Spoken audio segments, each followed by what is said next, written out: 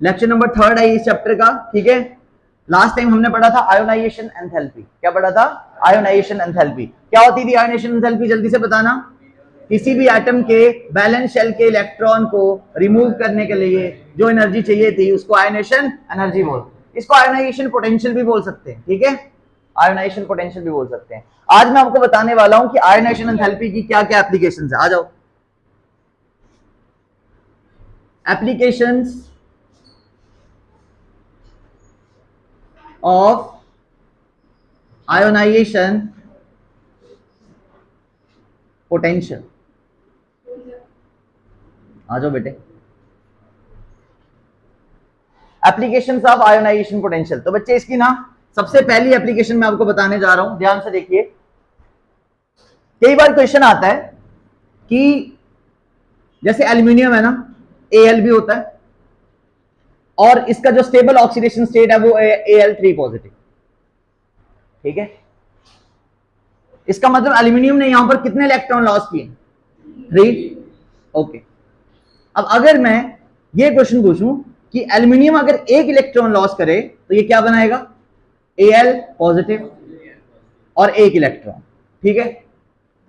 अगर आप इस Al पॉजिटिव को ले लो और इसमें से एक और इलेक्ट्रॉन रिमूव करवाओ तो ये क्या बनाएगा? Al2 positive plus electron. अब अगर आप Al2 पॉजिटिव ले लो और इसमें से एक और इलेक्ट्रॉन लॉस करवा दो तो क्या बनता है? Al3 पॉजिटिव और प्लस एक इलेक्ट्रॉन। लेकिन एल्यूमिनियम की जो स्टेबल ऑक्सीडेशन स्टेट है, स्टेबल जो ये चार्ज दिख रहा है आपको, वो 3 पॉजिटिव वाला ही है। कितना है? ऐसा क्यों कि एल्यूमिनियम सिर्फ 3 पॉजिटिव वैलेंसी ही स्टेबल क्यों शो करता है? वो +1 क्यों नहीं शो करता? +2 क्यों नहीं शो करता? सिर्फ +3 ही क्यों शो करता है? बात समझ में आ रही है मेरी है कि नहीं? सबको क्लियर हो रहा है कि बच्चे अगर आप इसमें से फर्स्ट इलेक्ट्रॉन रिमूव करवाते हो तो यहां पर जो एनर्जी लगेगा उसको बोला जाता है आयोनाइजेशन एनर्जी फर्स्ट। जब आप सेकंड इलेक्ट्रॉन रिमूव करवाओगे तो उसको हम लोग बोलेंगे आयोनाइजेशन एनर्जी सेकंड, और जब आप थर्ड इलेक्ट्रॉन रिमूव कराएंगे उसको बोलेंगे आयोनाइजेशन एनर्जी थर्ड। और जब हम एक के बाद एक इलेक्ट्रॉन रिमूव करवाते जाते हैं, the whole process is known as successive ionisation enthalpy. क्या बोलते हैं बेटे इसको? Successive ionisation enthalpy. तो इस क्वेश्चन का आंसर क्या होगा? एल्यूमिनियम 3 ही क्यों शो करता है? +3 चार्ज ही शो क्यों करता है? वो +2 क्यों नहीं शो करता? वो +1 क्यों नहीं शो करता? शो वो सारे करता है, लेकिन जो स्टेबल होता है हम वही पढ़ते हैं। सबसे स्टेबल कौन सा है? कितना बच्चे? +3 है। इसका आंसर क्या है? देखो बेटे, एक रूल है। वो रूल क्या स्टेट करता है कि अगर आपके पास कभी भी फर्स्ट आयोनाइजेशन एंथैल्पी और सेकंड आयोनाइजेशन एंथैल्पी, पहले हम ये डिसाइड करते हैं इन दोनों में ज्यादा स्टेबल कौन है। इन दोनों में ज्यादा स्टेबल कौन है, पहले ये डिसाइड करेंगे, ठीक है बच्चे। अगर आपके पास फर्स्ट और सेकंड आयोनाइजेशन एंथैल्पी का एनर्जी डिफरेंस, बच्चे यहां पर इलेक्ट्रॉन जब रिमूव हुआ कुछ एनर्जी लगी होगी, और यहां पर भी जब कोई इलेक्ट्रॉन रिमूव हुआ तो यहां पर भी एनर्जी लगी होगी। अगर आपके पास फर्स्ट और सेकंड आयोनाइजेशन एंथैल्पी का डिफरेंस, फर्स्ट याद रखना, फर्स्ट और सेकंड आयोनाइजेशन एंथैल्पी का डिफरेंस जो होगा वो ग्रेटर देन इक्वल्स टू 16 हुआ, अगर कितना हुआ? Greater than equals to 16 kilo joules अगर वो हुआ तो लोअर ऑक्सीडेशन स्टेट स्टेबल होगी। कौन सी ऑक्सीडेशन स्टेट स्टेबल होगी? लोअर ऑक्सीडेशन स्टेट स्टेबल होगी। समझ में आया क्या बोला मैंने? अगर हम लोग फर्स्ट और सेकंड, अगर आपको कोई क्वेश्चन पूछता है बताओ एल्यूमिनियम पॉजिटिव ज्यादा स्टेबल है या एल्यूमिनियम 2 पॉजिटिव ज्यादा स्टेबल है, तो आप बोलोगे सबसे पहले हमें इनके एनर्जी का डिफरेंस देखना पड़ेगा कि पहले कितना एनर्जी लगा और सेकंड टाइम पे कितना एनर्जी लगा। अगर इसका एनर्जी का डिफरेंस, और एक और बात, सेकंड आयोनाइजेशन एनर्जी हमेशा ज्यादा होती है, फिर थर्ड ज्यादा होती है, फर्स्ट आयोनाइजेशन एनर्जी हमेशा कम होती है। अगर आप एक एटम में से इलेक्ट्रॉन निकालते जा रहे हो ना बच्चे, तो पहली वाली एनर्जी क्या होती है, फिर दूसरी वाली, फिर ज्यादा, तो ये बढ़ती जाती है। क्लियर हुआ? तो यहां पर अगर आपको कोई पूछे कि Al पॉजिटिव और Al2 पॉजिटिव में से ज्यादा स्टेबल कौन है, तो आपको पहले बोलना है कि हमें ना इन दोनों का एनर्जी डिफरेंस देखना पड़ेगा। अगर इनका एनर्जी डिफरेंस 16 से ज्यादा आता है, कितना आता है? 16 से ज्यादा आता है, 16 किलो जूल से ज्यादा आता है अगर, तो आप बोलोगे लोअर ऑक्सीडेशन स्टेट स्टेबल होगा। कौन सा ऑक्सीडेशन स्टेट स्टेबल होगा? लोअर। तो और ये प्रैक्टिकली एल्यूमिनियम के केस में फर्स्ट और सेकंड आयोनाइजेशन एंथैल्पी का एनर्जी डिफरेंस 16 से ज्यादा है। 16 से क्या है? ज्यादा है। तो बताओ Al पॉजिटिव स्टेबल हुआ या Al2 positive? Al positive stable हुआ। क्या बोला मैंने? अगर एनर्जी का डिफरेंस 16 किलो जूल से ज्यादा हुआ, लिखा तो है ग्रेटर देन इक्वल्स टू 16 या 16 से ज्यादा हुआ तो लोअर ऑक्सीडेशन स्टेट स्टेबल होगा। कौन सा? लोअर। तो कौन सा स्टेबल हुआ? Al पॉजिटिव स्टेबल हुआ। समझ में आया? अब हम कंपेयर करते हैं Al2 पॉजिटिव और Al3 पॉजिटिव को। जब हम इनका एनर्जी डिफरेंस देखते हैं तो वो नियरली 6 के आसपास आता है। किसके आसपास आता है? 6 के। तो याद रखना, अगर आपका आयोनाइजेशन एनर्जी का difference lesser than equals to 11 kilo joules आ जाए, 11 या उससे कम आए, तो हायर ऑक्सीडेशन स्टेट स्टेबल होता है। कौन सा ऑक्सीडेशन स्टेट? तो यहां पर आपका हायर ऑक्सीडेशन स्टेट स्टेबल होगा। समझ में आई बच्चे बात? अब इन दोनों के केस में मैंने आपको कितना बताया एनर्जी डिफरेंस? 6 के आसपास होता है, और इन दोनों में कितना होता है? 16 के आसपास होता है। अब आप इसका आंसर दे सकते हो। समझ में आया? ये सबसे ज्यादा स्टेबल हुआ ना बच्चे? बताओ, एल्यूमिनियम पॉजिटिव और एल्यूमिनियम 2 पॉजिटिव में से ज्यादा स्टेबल कौन है?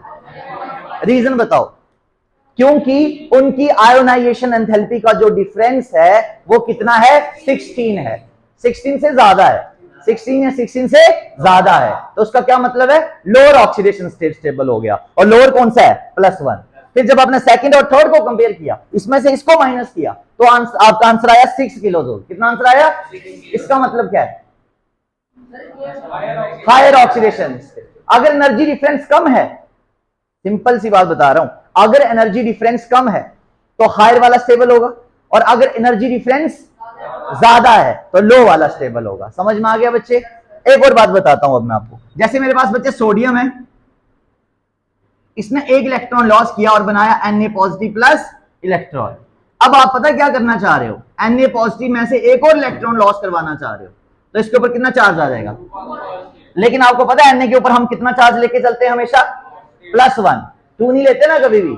इसका मतलब उसके 2 इलेक्ट्रॉन क्यों नहीं निकलते होंगे? तो जब आप इसका एनर्जी का डिफरेंस निकालोगे, अब बताओ आंसर आपका 6 से 11 से कम आएगा या 16 से ज्यादा आएगा? 16 से ज्यादा आएगा। तो यहां पर इनका एनर्जी का डिफरेंस जो है वो ग्रेटर देन इक्वल्स टू क्या होगा? 16 किलो जूल्स। बात समझ में आ गई? और जब आपको ये वैल्यूज दी होती, समझ क्या बोल रहे हो? किनके बीच में? क्या आ गया? 14। इससे नीचे आएगा तो हम इसी को स्टेबल मानेंगे। 16 से ज्यादा अगर हुआ तो लोअर ऑक्सीडेशन, और कम हुआ तो? समझ में आ गई बच्चे बात? बात सबको क्लियर है या नहीं? पक्का? ठीक है, तो ये आप नोट कर लीजिए, जल्दी से। ये इसकी पहली एप्लीकेशन थी। ठीक है बच्चे? ये एप्लीकेशन हमको क्या सिखा रही है? जल्दी बोलो कि हायर ऑक्सीडेशन स्टेट स्टेबल होगी या लोअर ऑक्सीडेशन स्टेट स्टेबल होगी। ठीक है?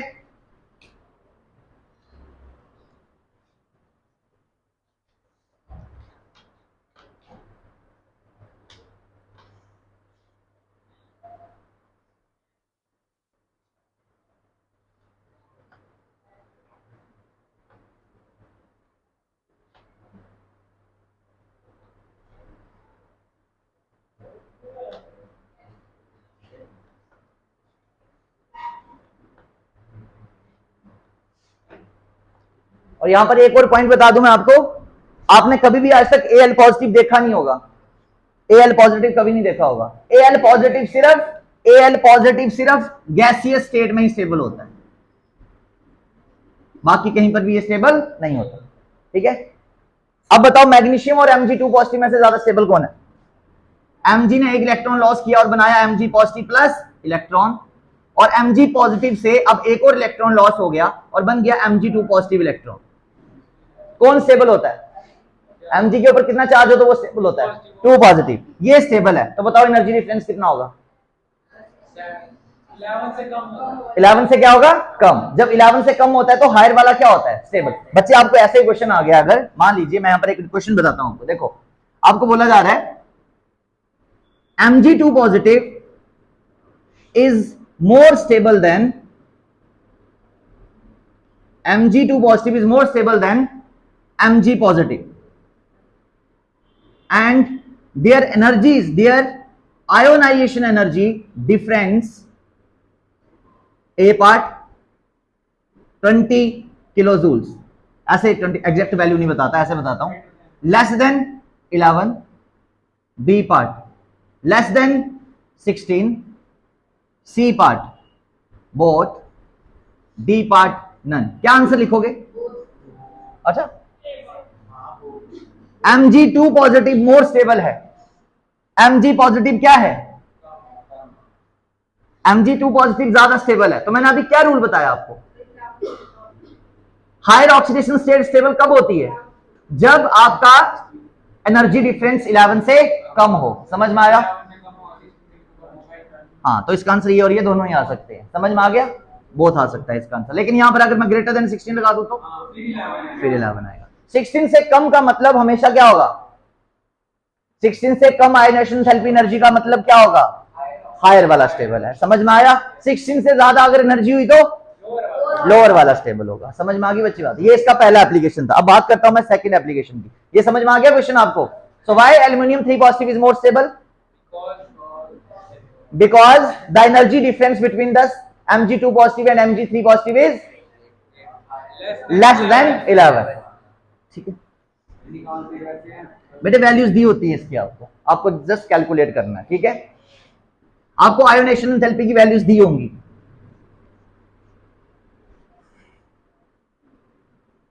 और अल्कली मेटल्स की आपको लर्न भी करनी पड़ेगी। सेकंड एप्लीकेशन देखो।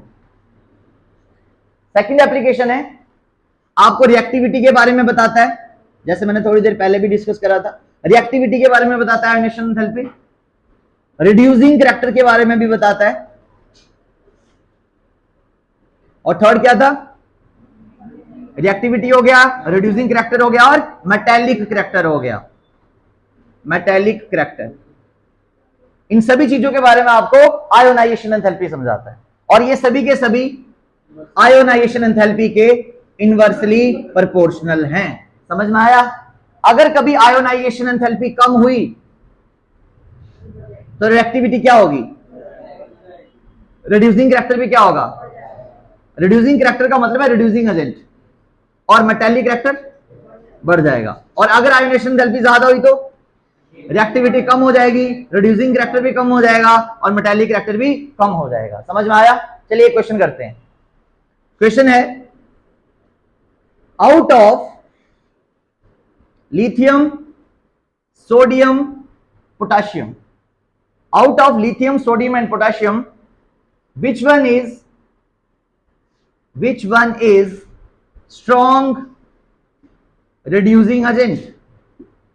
Which one is strong reducing agent? Lithium, sodium और पोटाशियम में से स्ट्रॉन्ग रिड्यूसिंग एजेंट कौन सा है? उसके लिए आपको आयोनाइजेशन एंथैल्पी का कांसेप्ट आना चाहिए। सबसे पहले बताओ, लिथियम, सोडियम और पोटेशियम एक ही ग्रुप के एलिमेंट है, तो आप लिखोगे लिथियम, सोडियम और पोटाशियम। बच्चे डाउन द ग्रुप जाने पे साइज क्या होगा? और अगर साइज इंक्रीज होगा तो आयोनाइजेशन एंथैल्पी क्या होगी? तो अगर आयोनाइजेशन एंथैल्पी डिक्रीज हो गई तो रिएक्टिविटी कौन सबसे ज्यादा रिएक्टिव है? पोटाशियम। आप पढ़ते हो ना reactivity series, please stop calling me a careless zebra, instead try how copper saves gold. सबसे ऊपर पोटाशियम आता है उस सीरीज में। कौन आता है? पोटाशियम। तो पोटाशियम की रिएक्टिविटी सबसे ज्यादा है क्योंकि उसकी आयोनाइजेशन एंथैल्पी कम। रिड्यूसिंग करैक्टर, कौन इन तीनों में सबसे स्ट्रॉन्ग रिड्यूसिंग एजेंट है? पोटाशियम। और कौन इन तीनों में सबसे अच्छा मेटेलिक करैक्टर शो कर रहा है? पोटाशियम। बात समझ में आ गई बच्चे? ऐसे भी कंपेयर कर सकते हो और आगे की साइड भी कंपेयर कर सकते हो। यहां पे देखो, बोरान, कार्बन और नाइट्रोजन। अब ऐसे चलते हैं। अब आप इन तीनों में मुझे ये बताओ रिएक्टिव कौन है सबसे ज्यादा? आगे की तरफ जाने पे साइज क्या होता है? साइज डिक्रीज हुआ तो आयोनाइजेशन एनर्जी क्या हुई? तो अगर आयोनाइजेशन एनर्जी इंक्रीज हुई तो रिएक्टिविटी डिक्रीज। तो इसकी रिएक्टिविटी सबसे, इसकी रिएक्टिविटी सबसे। बात समझ में आ रही है नहीं?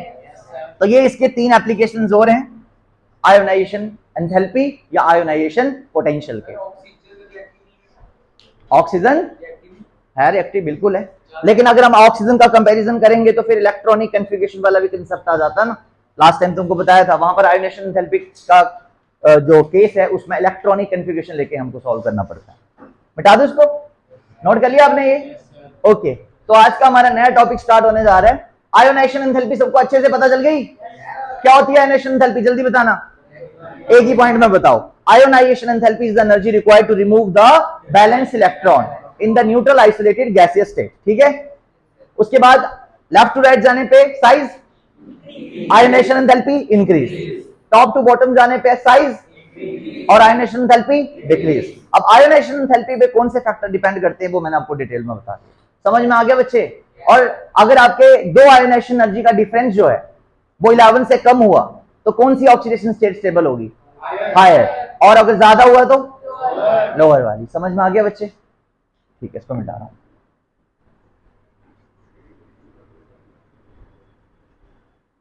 So write down a question.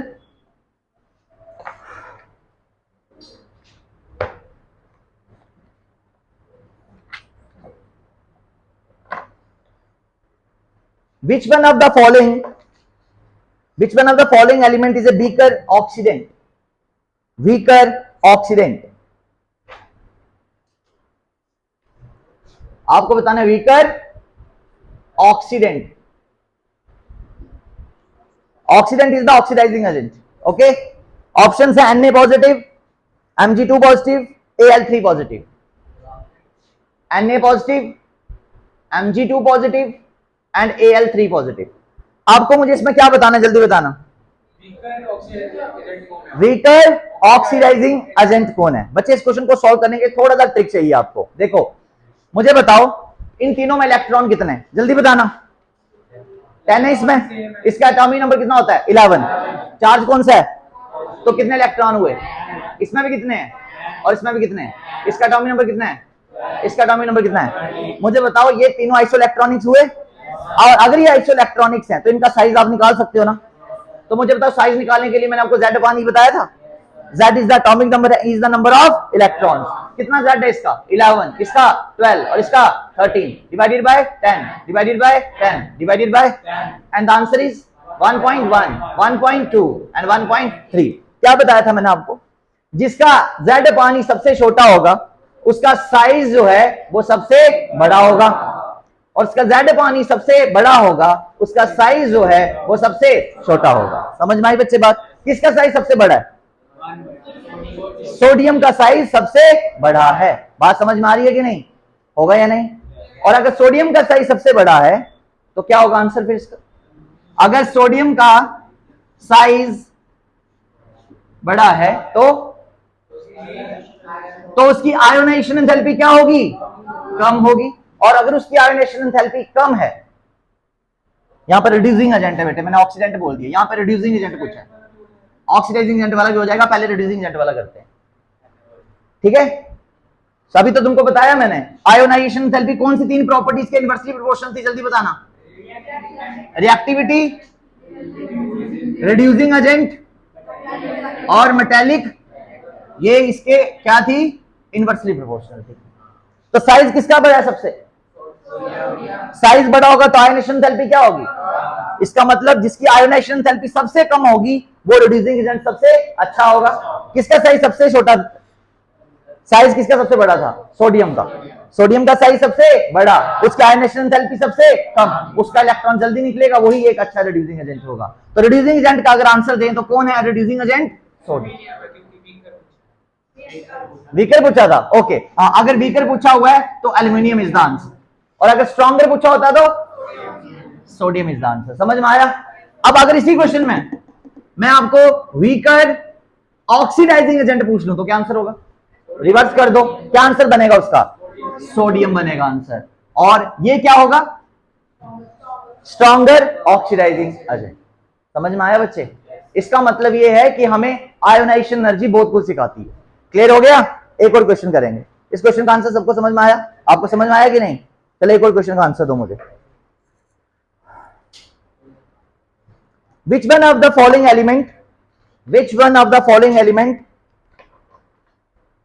is strongest oxidizing agent?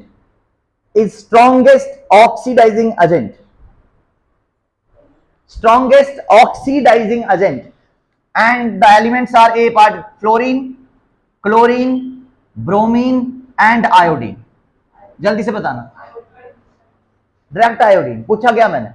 Strongest oxidising agent, एक बार तो स्ट्रॉन्गेस्ट ऑक्सीडाइजिंग एजेंट भी निकालो और एक बार स्ट्रॉन्गेस्ट रिड्यूसिंग एजेंट भी निकालो। आराम से क्वेश्चन को सॉल्व करो, कोई आपके पीछे नहीं लग रहा। मुझे बताओ डाउन द ग्रुप जाने पे साइज क्या हो जाता है? बढ़ जाता है। साइज बढ़ेगा तो आयोनाइजेशन एंथैल्पी, और अगर आयोनाइजेशन एंथैल्पी कम हुई तो रिएक्टिविटी, रिड्यूसिंग एजेंट स्ट्रांग हो गया और मेटेलिक रिएक्टर भी स्ट्रांग हो गया। बात समझ में आई कि नहीं? डाउन द ग्रुप अगर जाएंगे तो साइज क्या होगा? बड़ा। आयोनाइजेशन एंथैल्पी कम। आयोनाइजेशन एंथैल्पी अगर कम हुई तो रिड्यूसिंग एजेंट नीचे नीचे जाते जाते सबसे अच्छा आएगा। तो कौन सबसे अच्छा रिड्यूसिंग एजेंट है? आयोडीन। समझ में आया? Iodine is the strongest reducing agent. अगर आयोडीन सबसे स्ट्रॉन्ग रिड्यूसिंग एजेंट है तो सबसे वीक ऑक्सीडाइजिंग एजेंट भी होगा। आंसर क्या है इस क्वेश्चन का आपका? इसका आंसर है फ्लोरीन और इसका आंसर है आयोडीन। बात समझ में आई? बेटे एक बार फिर से बता रहा हूं, कंफ्यूज मत हो जाए, सिंपल सा है इसका answer, fluorine, chlorine, bromine, iodine. Down the group के तो साइज क्या होगा? बड़ा हो गया। आयोनाइजेशन एंथैल्पी क्या हो गई? और अगर नीचे जाने पे, ये भी तो याद रखो डाउन द ग्रुप की बात कर रहा हूं, डाउन द ग्रुप जाने पे आयोनाइजेशन एंथैल्पी क्या हो गई? डिक्रीज हो गई। अगर आयोनाइजेशन एंथैल्पी डिक्रीज हो गई तो रिड्यूसिंग एजेंट क्या हो गया? स्ट्रॉन्ग। तो अंडरस्टूड है, नीचे जाने पे स्ट्रॉन्ग रिड्यूसिंग एजेंट आएगा। कौन सा सबसे स्ट्रॉन्ग होगा? आयोडीन। समझ में आ गया? और अगर ये स्ट्रॉन्ग रिड्यूसिंग एजेंट है तो ऑक्सीडाइजिंग एजेंट ये सबसे वीक हुआ, तो ये वाला ऑक्सीडाइजिंग एजेंट सबसे स्ट्रॉन्ग हुआ। समझ में आया आपको? ऑक्सीडाइजिंग एजेंट होता पता है क्या? जो दूसरों को ऑक्सीडाइज करे और खुद रिड्यूस हो जाए, यानी खुद वो इलेक्ट्रॉन गेन करता है। तो फ्लोरीन सबसे जल्दी गेन करता है। समझ में आ गया बच्चे? क्लियर? क्या लेकिन? हाँ, oxidising agent is directly proportional to ionisation enthalpy. अब ऐसा बोल सकते हैं। ये क्वेश्चन समझ में आया? एक और क्वेश्चन करें। अब मैं किसी बच्चे से आगे आगे बुलाऊंगा करवाने के लिए।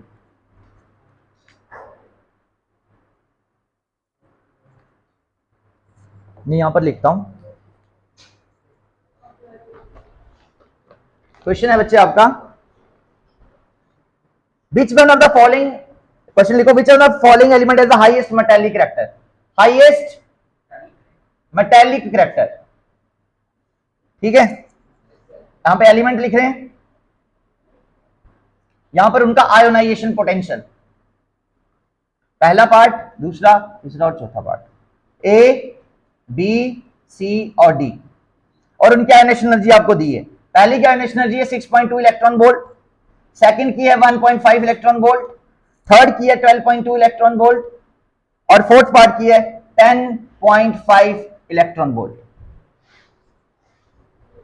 ठीक है, आपको एक क्वेश्चन दिया है और इसमें पूछा है, बताओ हाईएस्ट मेटालिक कैरेक्टर किसका होगा? सबसे अच्छा मेटल कौन होगा? पहले इधर आ जाओ। जिसकी आयोनाइजेशन एंथैल्पी सबसे कम होगी ना, उसका रिएक्टिविटी सबसे, उसका रिड्यूसिंग एजेंट का पावर सबसे, और उसका मेटालिक कैरेक्टर भी सबसे। तो मेटालिक कैरेक्टर ज्यादा होने के लिए आयोनाइजेशन एनर्जी क्या होनी चाहिए? समझ में आया बच्चे? इतना सा चीज आपने अपनी कॉपी पे लिख दिया होगा तो बहुत सारे क्वेश्चन सॉल्व हो जाएंगे। आयोनाइजेशन एनर्जी अगर कम होगी ना तो मेटालिक कैरेक्टर क्या होगा? ज्यादा। आंसर आ गया आपके सामने। किसकी आयोनाइजेशन एनर्जी सबसे कम है? देखो बी की आयोनाइजेशन एनर्जी कितनी है? 1.5, तो सबसे कम है ना ये। इसका मतलब यही आपका क्या है answer. Smaller the ionization potential, greater the magnetic character, metallic character, greater the metallic character. सबको समझ में आया? क्लियर हो गया? अब एक क्वेश्चन और करता हूं, इसको थोड़ा चेंज करूंगा। ये तो आपको समझ में आ गया कि नहीं आया? ओके, यहां पर भी मैं ए लिखता हूं, ये भी ए, ये भी ए। ठीक है, इन दोनों की इलेक्ट्रॉन एक्टिविटी है। यहां पर मैं लिखता हूं ए पॉजिटिव और यहां पर मैं लिखता हूं A2 पॉजिटिव। ठीक है, एनर्जी को चेंज करता हूं अपनी मर्जी से। ऐसी रफ क्वेश्चन है, रैंडम डाटा है। 16.2 और 4 30.1। आपके लिए क्वेश्चन ये है, जब आपने ए का पहला इलेक्ट्रॉन निकाला था इतनी एनर्जी लगी थी, जब आपने ए का दूसरा इलेक्ट्रॉन निकाला तो इतनी एनर्जी लगी। अब आपके लिए क्वेश्चन ये है, बताओ इन दोनों में ए पॉजिटिव स्टेबल है या A2 पॉजिटिव स्टेबल है? तो इसके लिए आपको क्या करना होता है? डिफरेंस लेना होता है। फाइनल में से इनिशियल को माइनस करो, ज्यादा में से कम को माइनस करो। कितना आएगा बच्चे इनका डिफरेंस बताना? 16 से कम आएगा। कितना आएगा? 16 से कम आएगा, लेस देन 16 आएगा। और मैंने आपको बताया था अगर कभी भी 16 से कम आता है तो आपका आंसर क्या होता है? हायर वाला ज्यादा स्टेबल होगा। तो आपका आंसर होगा A2 पॉजिटिव ज्यादा स्टेबल है। अब आप इन दोनों को कंपेयर करके बताओ, इन दोनों को कंपेयर करके बताओ। हमेशा माइनस करते टाइम हमेशा हायर वाले में से लोअर वाले को माइनस करना। हायर वाले नहीं, हायर वाले का मतलब है हायर ऑक्सीडेशन स्टेट वाले में से लोअर ऑक्सीडेशन स्टेट वाले को माइनस कर दो। सी और डी की एनर्जी ये दी है, इसको भी मैं अभी एक ही बना देता हूं। ये सी है, ये भी सी है, ये 2 पॉजिटिव है एग्जांपल, ये 3 पॉजिटिव। बताओ कौन स्टेबल होगा? 3 पॉजिटिव वाला ज्यादा स्टेबल होगा। समझ में आया? रूल याद है ना क्या बताया था? ठीक है, एक क्वेश्चन और। ये समझ में आया क्वेश्चन आपको? एक क्वेश्चन और लास्ट, फिर अगला टॉपिक पढ़ेंगे।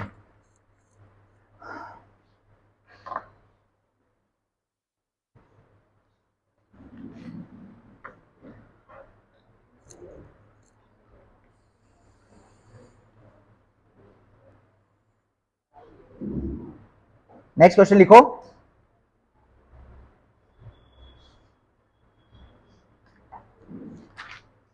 Effective nuclear charge, ionisation potential.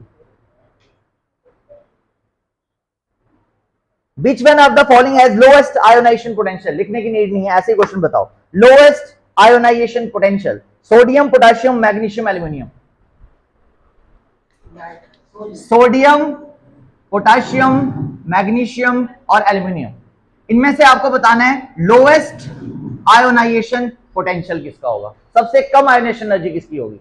तो पहले मुझे बताओ, सोडियम और पोटेशियम एक ही ग्रुप के हैं, तो पहले लिखते हैं Na और फिर क्या आएगा, और मैग्नीशियम और एल्यूमिनियम अगले। नहीं, एल्यूमिनियम इस ग्रुप का नहीं है, यहां पर सिर्फ क्या आएगा, मैग्नीशियम, और इसके बड़े आगे जाके ग्रुप नंबर 13 में कौन आता है, बोरान, और बोरान के बाद कौन आता है, एल्यूमिनियम। हाँ बिल्कुल इधर आएगा। ठीक है बच्चे, अब आपने मुझे इसका आंसर देना।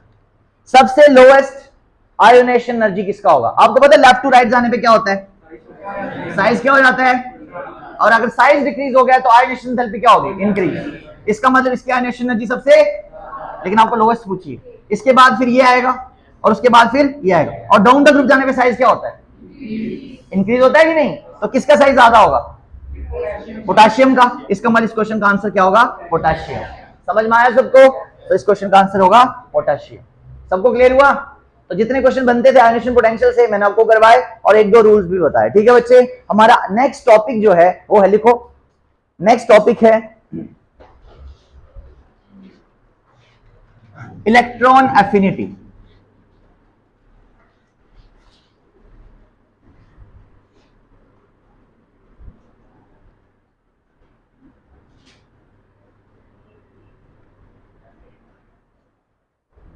इलेक्ट्रॉन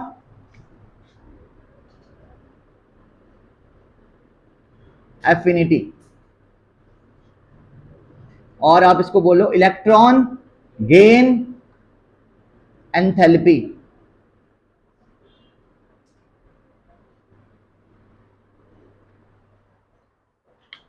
सो क्या होती है बच्चे इलेक्ट्रॉन गेन एंथैल्पी से? ये आपके पास एक न्यूट्रल एटम है कोई A, it is a neutral atom. पहले ये सॉलिड स्टेट में होगा, तो आप इसको हीट करके कौन सी स्टेट में लाओगे, गैसीय स्टेट। अभी ये गैसीय स्टेट में, ये एक न्यूट्रल एटम है। दूसरी बात, ये गैसियस भी है, और थर्ड पॉइंट आइसोलेटेड भी है, किसी के साथ जुड़ा नहीं है। तो ये न्यूट्रल भी है, गैसियस भी और आइसोलेटेड भी। अगर आप किसी न्यूट्रल गैसियस आइसोलेटेड एटम में एक एक्स्ट्रा इलेक्ट्रॉन ऐड करवाते हैं, पहले तो हम निकाल रहे थे ना इलेक्ट्रॉन, अब हम डाल रहे हैं, रिवर्स साइड, आयोनाइजेशन एंथैल्पी का रिवर्स फिनोमेना।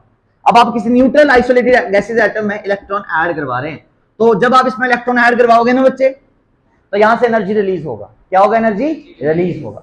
ठीक है, देना भी पड़ सकता है, लेकिन मैक्सिमम केस में क्या होगा, इंक्रीज। अगर कोई एटम इलेक्ट्रॉन गेन करना चाहता है, लाइक मैं आपको एग्जांपल दूं, ये फ्लोरीन है, इसका एटॉमिक नंबर 9 है, तो ये है 2 and 7। इसको स्टेबल होने के लिए एक इलेक्ट्रॉन चाहिए, 8 हो जाएंगे फिर स्टेबल हो जाएगा। तो अगर आप इसमें एक इलेक्ट्रॉन ऐड करवा दो तो ये क्या बन जाएगा, F, और चार्ज कौन सा, और अभी ये हो जाएगा 2 and 8। तो जब ये फ्लोरीन ने इलेक्ट्रॉन गेन किया, तो गेन करने के साथ साथ इसमें से माइनस क्या हो जाएगी, एनर्जी माइनस हो जाएगी, एनर्जी रिलीज हो जाएगी। और वो कितनी एनर्जी रिलीज हुई, that energy is known as electron gain enthalpy. समझ में आया क्या होता है बच्चे इलेक्ट्रॉन गेन एंथैल्पी? जब आप किसी न्यूट्रल आइसोलेटेड गैसियस एटम में एक एक्स्ट्रा इलेक्ट्रॉन ऐड करवाते हैं, तो उस एडिशन के टाइम पे जो एनर्जी वहां से रिलीज होगा that is known as electron gain enthalpy. समझ में आया? अब बताओ यहां पर एनर्जी रिलीज हो रहा है ना, रिलीज मतलब नेगेटिव, रिलीज मतलब नेगेटिव। और अगर किसी में आपको इलेक्ट्रॉन ऐड करने के लिए एनर्जी देनी पड़े तो वहां पर आपकी इलेक्ट्रॉन गेन एंथैल्पी नेगेटिव नहीं पॉजिटिव होती है। क्या होती है? और इलेक्ट्रॉन ऐड होने के लिए वो कभी भी पॉजिटिव नहीं होनी चाहिए। क्या होनी चाहिए? नेगेटिव। नेगेटिव का मतलब होगा जिस एटम में इजीली इलेक्ट्रॉन ऐड हो सकता है, और पॉजिटिव का मतलब होगा जिस एटम में इलेक्ट्रॉन इजीली ऐड नहीं हो सकता, आप उसमें एनर्जी देकर इलेक्ट्रॉन ऐड करवा रहे हैं। ठीक है बच्चे? तो यहां पर मैं क्या लिखूंगा बताओ, क्या आएगा यहां पे? ए चार्ज कौन सा? नेगेटिव, और यहां से बाहर क्या निकल जाएगी? एनर्जी निकल जाएगी। समझ में आया? और ये जो एनर्जी है इसी को क्या बोलते हैं? इलेक्ट्रॉन गेन एंथैल्पी बोलते हैं। समझ में आया? फॉर एग्जांपल आपके पास मैंने क्लोरीन की एग्जांपल दी, आप क्लोरीन की भी ले सकते हैं। ये क्लोरीन है, इसमें आपने एक इलेक्ट्रॉन ऐड करवा दिया, ये था 2, 8 एंड 7, 17 होता है इसका एटॉमिक नंबर।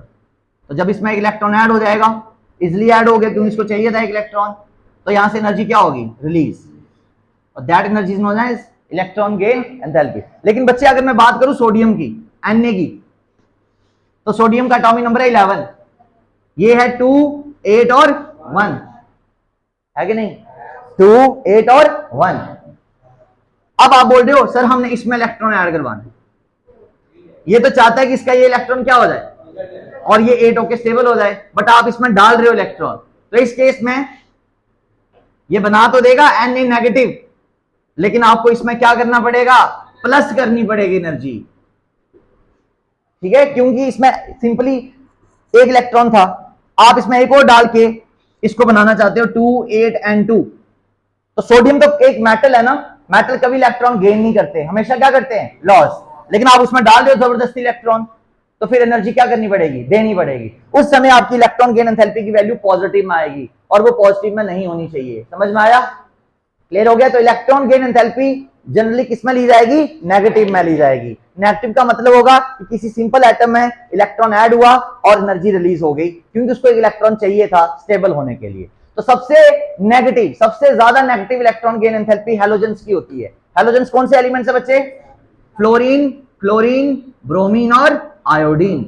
फ्लोरीन, क्लोरीन और ब्रोमीन, आयोडीन, इन सभी के बैलेंस शेल में कितने इलेक्ट्रॉन है? 7। इनको एक इलेक्ट्रॉन चाहिए होगा, तो इनके केस में आयोनाइजेशन एंथैल्पी की वैल्यू क्या आएगी? नेगेटिव आएगी। अल्कली मेटल्स सबसे ज्यादा पॉजिटिव, क्योंकि उनके बैलेंस शेल में एक इलेक्ट्रॉन है और वो उसको लॉस करना चाहते हैं, लेकिन आप उसमें डाल रहे हो अगर, तो वो फिनोमिना करवाना हमारे लिए पॉसिबल ही नहीं है देखा जाए तो, क्योंकि वो मेटल है, वो कभी गेन नहीं करेंगे। समझ में आया? नोबल गैसेस कुछ नहीं करते ना, जीरो बोल सकते हो, जीरो इलेक्ट्रॉन गेन एंथैल्पी। समझ में आया बच्चे?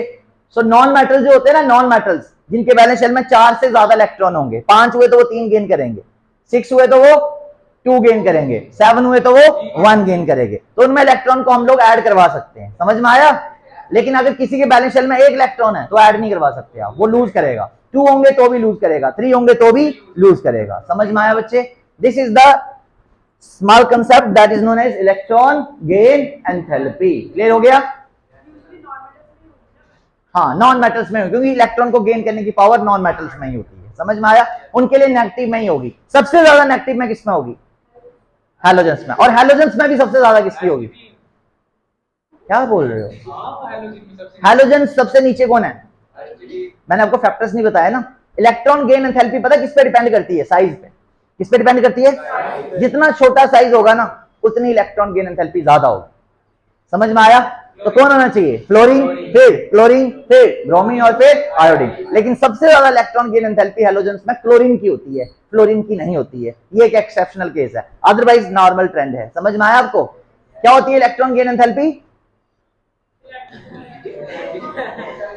बताइए, सिंपल बता रहे, इलेक्ट्रॉन गेन एंथैल्पी। एंथैल्पी होती है एनर्जी। तो किसी न्यूट्रल एटम में अगर इलेक्ट्रॉन ऐड करवाते हो तो कितनी एनर्जी रिलीज होती है? That is known as electron gain enthalpy. समझ में आया? किन फैक्टर्स पे ये डिपेंड करती है, नेक्स्ट लेक्चर में हम लोग पढ़ेंगे।